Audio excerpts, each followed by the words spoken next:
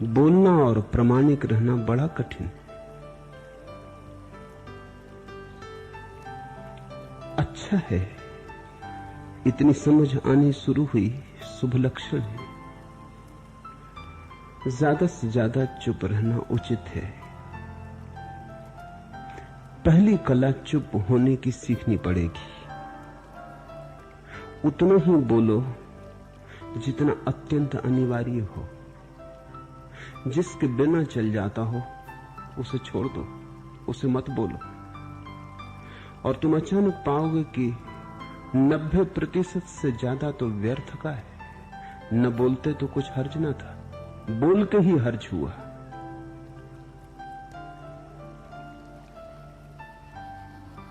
बड़े विचारक पैस्कल ने कहा है कि दुनिया की 90% मुसीबतें कम हो जाएं अगर लोग थोड़े चुप रहें, झगड़े फसाद कम हो जाएं, उपद्रव कम हो जाएं, अदालतें कम हो जाएं अगर लोग थोड़े चुप रहें।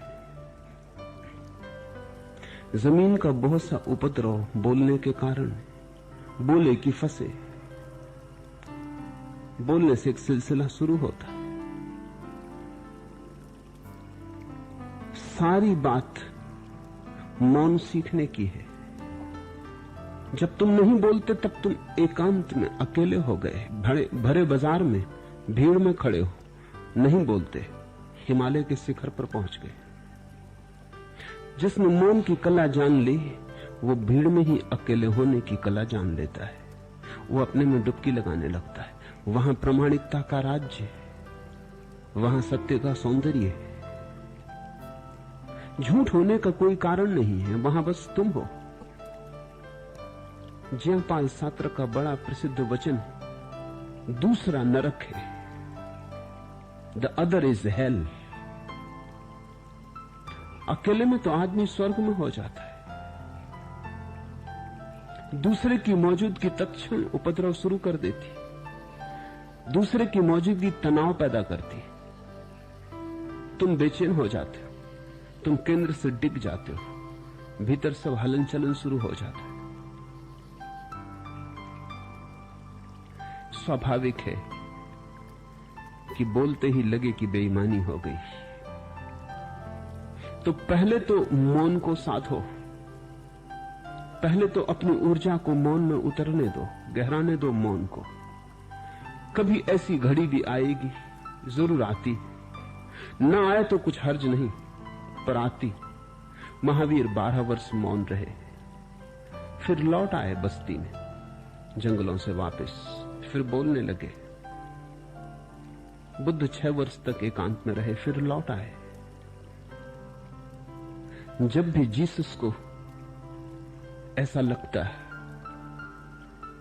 कि लोगों के संग साथ ने धूल जमा दी, तो अपने दर्पण को झाड़ने वो एकांत में पहाड़ पर चले जाते। जब देखते कि दर्पण फिर शुद्ध हो गया, फिर निर्जल धारा बहने लगी चैतन्य की, धूल धमास न रही, फिर निर्दोष हो गए, फिर बालपन पा लिया, फिर लौट गए मूल स्रोत की तरफ। तब लौट आते। शिष्यों ने पूछा भी है उनसे कि आप क्यों मौन में चले जाते? जब वाणी थका दे, जब बोलना ज्यादा बोझ बन जाए, तो मौन में उतर जाना ऐसे ही है जैसे दिन भर का थका हुआ आदमी रात सो जाता है। जब दूसरों की मौजूदगी से तुम ऊब जाओ, परेशान हो जाओ, तो उचित है कि आंख बंद कर लो और अपने में खो जाओ। वहां से पाओगे ताजगी, क्योंकि तुम्हारे जीवन का स्रोत वहीं छिपा है। वो दूसरे में नहीं, वो तुम्हारे भीतर है। तुम्हारी जड़ें तुम्हारे भीतर है। कौन तुम्हें अपने भीतर लाएगा? अपने भीतर आओ। वही परम राज्य है जीवन का, वही स्रोत है अनंत, वहीं से जन्म हुआ है, वहीं मौत में डूब जाओगे, वहीं से सूर्य उगा है, वहीं अस्त होगा। उसमें बार बार डुबकी लो। जब भी तुम डुबकी लगा के लौटोगे वहां से, तुम पाओगे फिर ताजे हुए, फिर जीवन की नई संपदा मिली, फिर नई शक्ति का आविर्भाव हुआ, थकान गई, उदासी गई, चिंता गई। जैसे कोई स्नान करके लौटता है तो शरीर शीतल हो जाता है, शांत हो जाता है। ऐसे ही जब कोई भीतर से होकर वापस आता है, मौन में स्नान करके लौटता है, तो समस्त अस्तित्व, समस्त व्यक्तित्व शांत और मौन हो जाता है, आनंदित हो जाता है। तुमने फिर से रस पा लिया, वृक्ष को फिर पानी मिल गया, जड़ों को फिर भूमि मिल गई, सब फिर हरा हो गया, फिर से आ गया बसंत। गहरी नींद से यही तो लाभ होता है। दुनिया के सभी चिकित्सा शास्त्र कहते हैं अगर कोई बीमार हो तो इलाज के पहले, किसी भी इलाज के पहले बड़े से बड़ा इलाज है कि उसे नींद आ जाए। बीमार अगर सो न सके तो फिर कोई औषधि काम नहीं करती। औषधि तो ऊपरी सहारे है, असली औषधि तो भीतर है। अपने में डुबकी लग जाए, अपने जीवन स्रोत से फिर संबंध जुड़ जाए। गहरी नींद में वही घटता है। गहरी नींद का अर्थ है जहां स्वप्न भी ना हो, क्योंकि स्वप्न में भी दूसरों की छाया मौजूद रहती। तुम स्वप्न में भी स्वयं नहीं हो पाते, वहां भी झूठ हो जाता है। जब कोई इतना गहरे में अपने गिर जाता है कि वहां स्वप्न भी नहीं पहुंच पाते, दूसरे तो दूर उनकी छाया भी नहीं आती। जब तुम इतने अपने में होते हो तब तुम सुबह पाते हो रात बड़ी आनंद से बीती। सुबह तुम एक ताजगी पाते हो, ओज पाते हो, बल पाते हो। जिस दिन तुम रात गहरे नहीं सो पाते, उस दिन तुम सुबह थके थके उठते हो। चाहे तुम 8-10 घंटे बिस्तर पर पड़े रहे, चाहे तुमने करवटें बहुत बदली, लेकिन स्वप्न तुम्हें घेरे रहे, तुम उथले उथले रहे, भीड़ तुम्हें पकड़े ही रही, तुम अकेले ना हो पाए। नींद में भी तुम मौन ना हो पाए। नींद में मौन हो जाने का अर्थ सुसुप्ति है। जैसे गहरी नींद तुम्हें ताजा कर जाती, उससे भी ताजा तुम्हें मौन करेगा, क्योंकि गहरी नींद में तुम बेहोश होते हो, मौन में तुम गहरी नींद में होोगे और होश में होोगे। पतंजलि ने समाधि की यही परिभाषा की। समाधि का अर्थ है सुसुप्ति धन होश। होश भी हो और सुसुप्ति जैसी प्रगाढ़ शांत दशा हो जहां तरंग भी नहीं उठती। डूबो मौन में, तुम अनिर्वचनीय रस वहां से पाओगे। यद्यपि जैसे जैसे तुम मौन में ठहरने लगोगे, वैसे वैसे तुम ये भी पाओगे अब तुम जो थोड़ा बहुत बोलते हो उसमें सत्य आने लगा। क्योंकि जिसने अपना रस जाना वो दूसरे के मंतव्यों की चिंता छोड़ने लगता है। अब असली बात अपने रस की रह जाती है। अब दूसरे से क्या प्रयोजन। जिसको अपने सौंदर्य का भरोसा आ गया, अब वो इसकी फिक्र नहीं करता कि लोग उसे सुंदर कहते हैं या नहीं कहते। सारी दुनिया उसे असुंदर कहे, भेद नहीं पड़ेगा, उसे अपने सौंदर्य की मस्ती आ गई। जिसे अपने भीतर का सत्य पता चलने लगा, अब वो इसकी चिंता नहीं करता कि लोग उसे सच्चा मानते हैं या नहीं मानते। अब लोगों की बात का कोई मूल्य नहीं।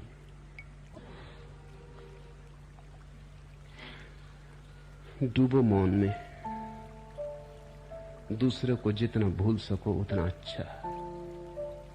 मैं ये नहीं कह रहा हूं कि तुम भाग जाओ जिंदगी से, मैं ये कह रहा हूं कि तुम जिंदगी में सच्चे हो जाओ।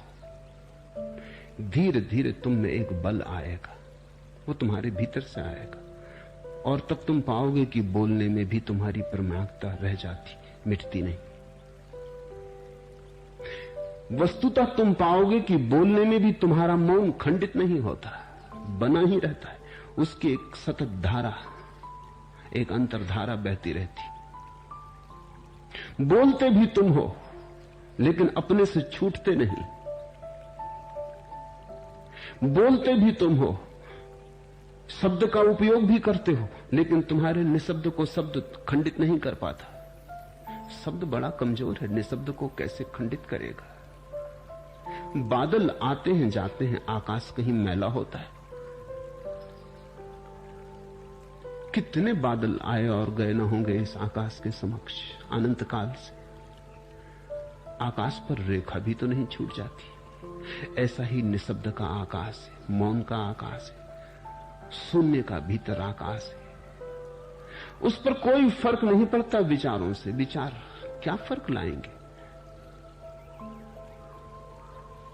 रेखा भी नहीं खींचती। लेकिन उसका तुम्हें पता हो तब।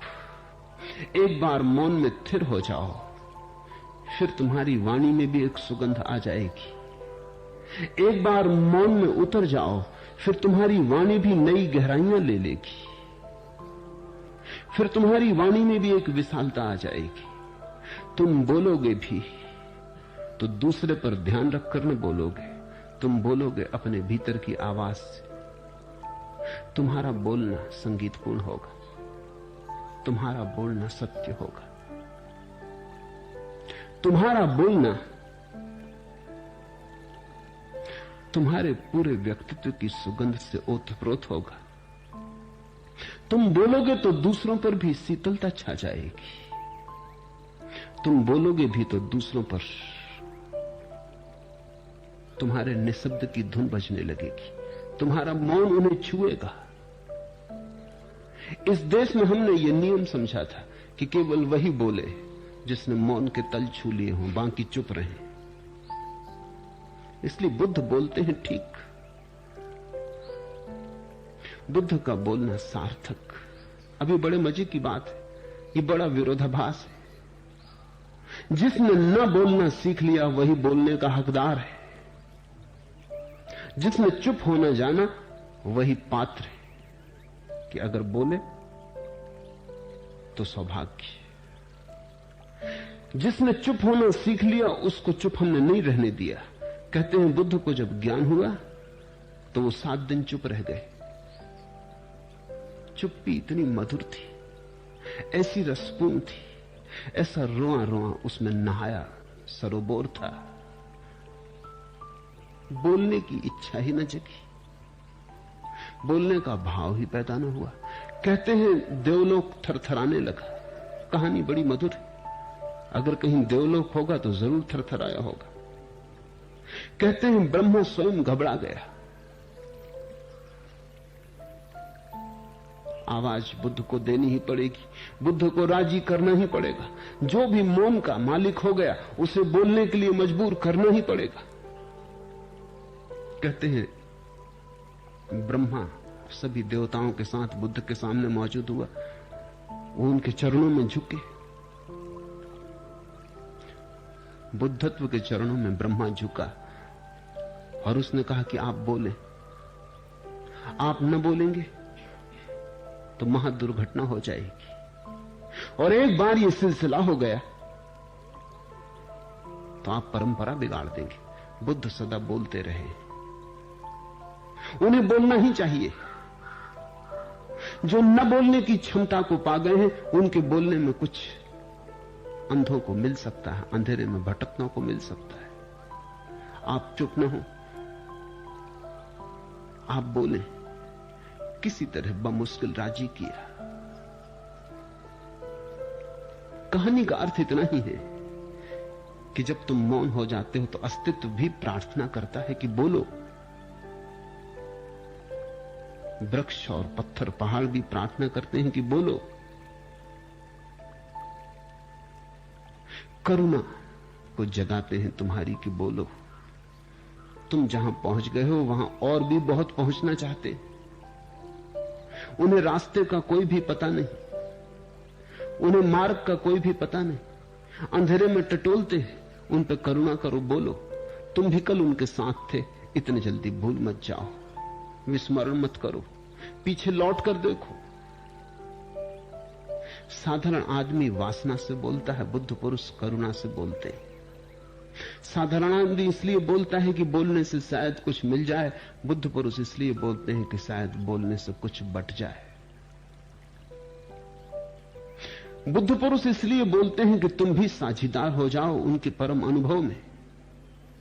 पर पहले शर्त पूरी करनी पड़ती है मौन हो जाने की, शून्य हो जाने की। जब ध्यान बोलता है, जब ध्यान की वीणा